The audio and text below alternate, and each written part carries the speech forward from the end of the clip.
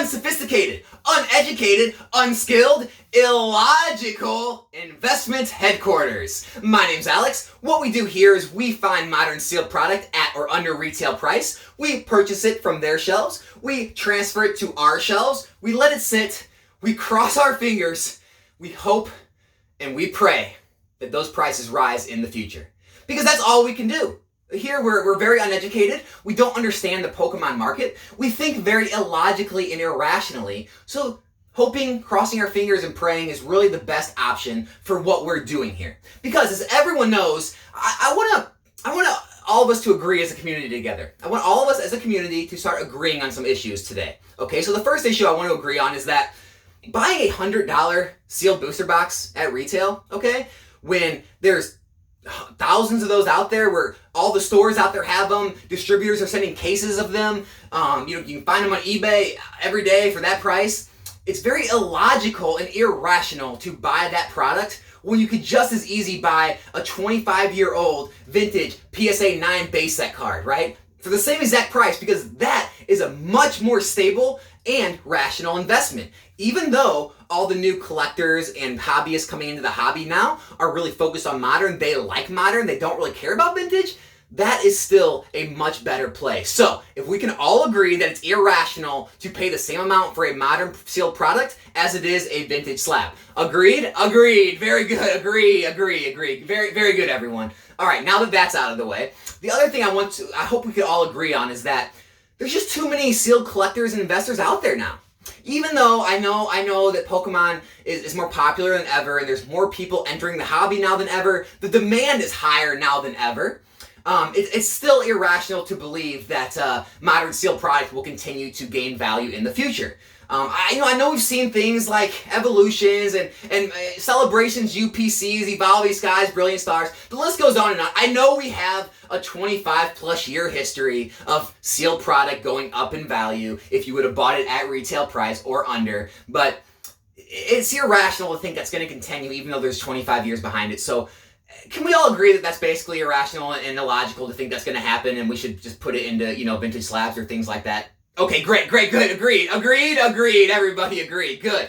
I'm glad we're getting through this. I'm glad we're really coming together as a community and really agreeing on all these issues. Thank you. You're making this really easy on me. The other problem is that, there's just too much being printed in general, correct? Just too much print. So all the new sets coming out, the print runs are just sky high.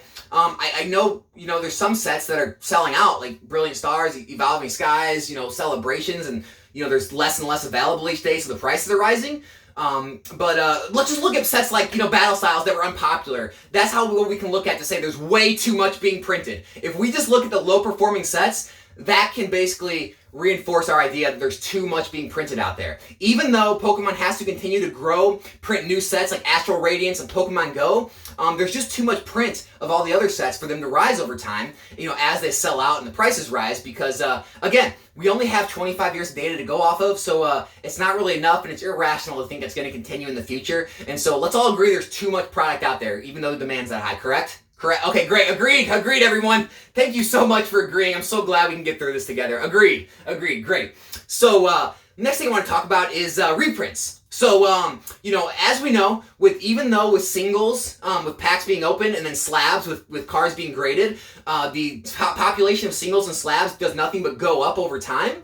And sealed product does nothing but go down over time. As we open it, YouTubers open it, it disappears into people's permanent collections and things like that. Even though there's less and less supply on the market every day, I think because of the reprints having those quick blips up of product, even though after the reprint they continue to fall off again of product available, I think it's pretty safe to say that because of the reprints that these sets are never going to recover, and Pokemon's going to continue to reprint everything, because as we've seen in the past with like XY and Sun and Moon reprints, they've never recovered.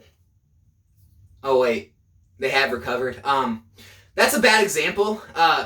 Nowadays though, because there's so much more product being reprinted, even though there's just 3 sets that have had ETBs reprinted that are less than 2 years old, everything could get reprinted.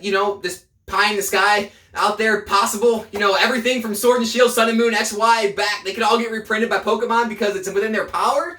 So I guess we can be fearful of that. And even though they have to continuously print new sets and reprint the new sets, let's all be very fearful of that. So can we agree that the reprints and continued reprints are going to destroy Modern Sealed as a whole? Okay, great. Agreed, good. I'm happy to hear everyone out there agreeing with that. Great. I was getting a little worried. I was getting caught up a bit on that. So thank you for agreeing.